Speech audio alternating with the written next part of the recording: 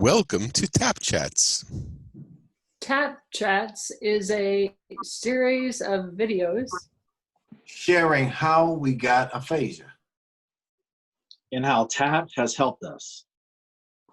Welcome with our stories. Okay, my name is Byron Stallings, and I do suffer from aphasia. I got my aphasia by a stroke, and I had my stroke in October 9th, 2019. So it's been what, 6-7 months ago that I had it. Believe it or not, I was coming home from a Bible study. I had drove 50 miles, stopped at the store, got a piece of candy, and me and my wife was talking, and all of a sudden I turned around and my left eye was feeling real weird. But I've had that feeling before. So I told her, I said, look, if you help me to the bed, I think I'll be okay.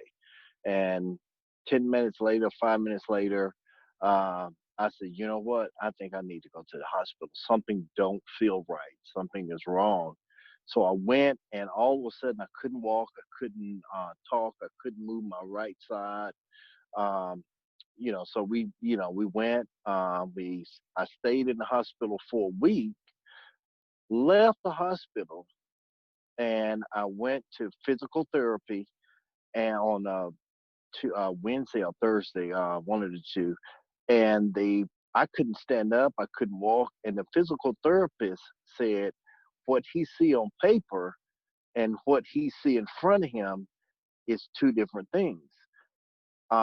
So he said his suggestion was I need to talk to my neurologist and I need to talk to the hospital. And I just so happened to have a regular doctor's appointment scheduled.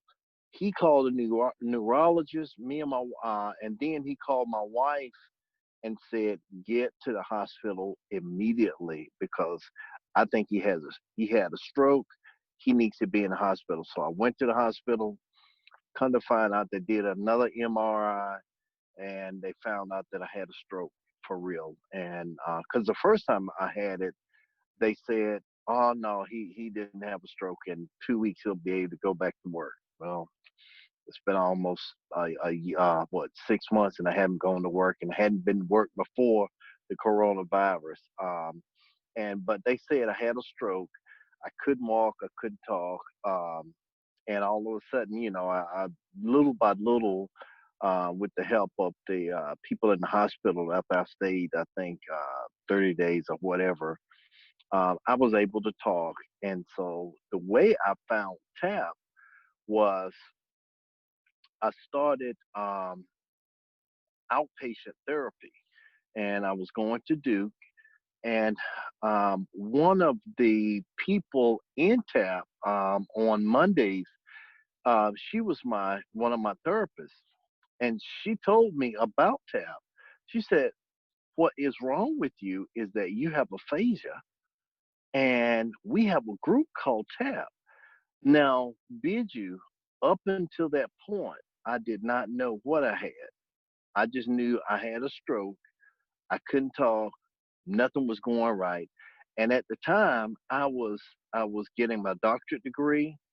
I was driving Uber, and I was an independent insurance agent, and I was a husband. I was a father. I was, all those things, and a mentor.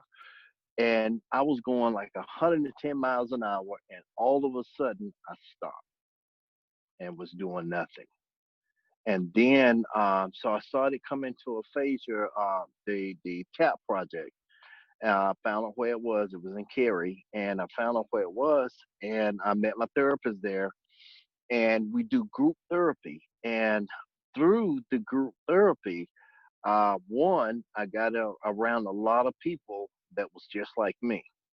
So that helped already, because I was sitting at home, in the beginning, I was just sitting at home, me, my dog, and my wife. So, how that goes. And then, so I got around people just like me. I got around people that inspired me. I got around people that understood me.